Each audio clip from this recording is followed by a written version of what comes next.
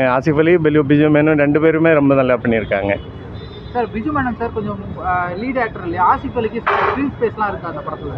2 பேருக்கு ஈக்குவலாக இருக்குது. ஓகே. க்ரைம் த்ரில்லர் படமாக கொண்டு போயிருக்காங்க. எப்படி சார் இருக்குது? நல்லா த்ரில்லிங்காக இருக்காங்களா படம்? த்ரில்லிங்காக இருக்குது. எண்ட் டு எண்டு, ஸ்டார்டிங்லேருந்து எண்டு வரைக்கும் த்ரில்லிங்காக இருக்குது.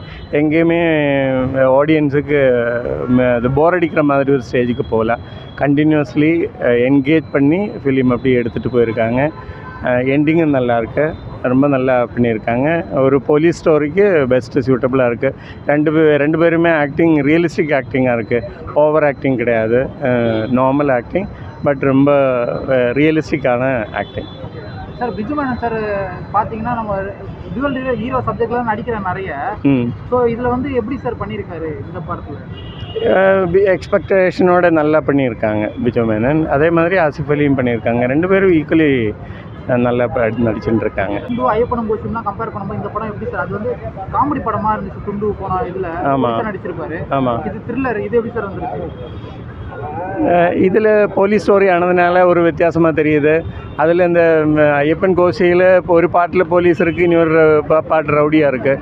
ஸோ அது கம்பேர் பண்ணுறப்போ இது இப்போ த்ரூ அவுட் போலீஸாக இருக்குது. இப்போ அதனால ஒரு ரியலிஸ்டிக் போலீஸோட ரியல் பிக்சர் இதில் வெளியே தெரியுது பாசஞ்சர்ஸுக்கு. மியா ஜார்ஜ் இருக்காங்க, அவங்களோட கேரக்டர் எப்படி சார் இருக்கு? மியா அவங்களோட கேரக்டர் நல்லா தான் பண்ணியிருக்காங்க.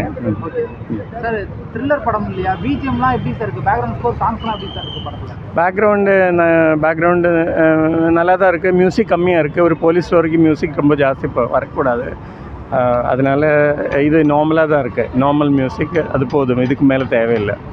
சார் பார்ட் 2 வருதுன்னு சொல்லியிருக்காங்க. எவ்வளோ எதிர்பார்ப்பாக இருக்குது இப்போது? ஆமாம், அது எண்டிங் அந்த மாதிரி தான் இருக்குது. பார்ட் 2 வந்துட்டால் கண்டிப்பாக இதே மாதிரி பண்ணிட்டா நல்லா ஆடியன்ஸ் நிறைய இது பண்ணுவாங்க. பிஜு மேனன் ஆசிஃப் அலி சூப்பராக பண்ணியிருக்காங்க. மேடம் 2 ஹீரோ சப்ஜெக்ட்லேயே நடிக்கிறாரு இல்லையா பிஜு மேனன் சார்? 2 ஹீரோ ஐயப்பனும் கோஷியம் ஆகட்டும், கருடன் தான் 2 ஹீரோ சப்ஜெக்ட். அதோடலாம் டோட்டலி இது டிஃப்ரெண்ட். ஓகே, நல்லா த்ரில்லராக கொண்டு போயிருக்காங்க. ஆமாம். ரொம்ப ட்விஸ்டடாக இருக்காங்க. லாஸ்ட் வரைக்கும் யாரும் தெரியல. ஓகே, பார்ட் 2 வேற வரப்போகுதுன்னு சொல்லியிருக்காங்க. ஆமாம். அது எப்படி மேம் கரெக்டாக லீடு கொடுத்துருக்காங்களா? அதில் நல்லா கொடுத்துருக்காங்க. மியா ஜார்ஜோட கேரக்டர் எப்படி மேடம்? அதுவும் நல்லா இருக்காங்க. ஓகே சார், உங்களுக்கு பிடிச்சிருந்தா படம்? நல்லா இருந்தது. ஆக்டிங் பற்றி சொல்லுங்கள்.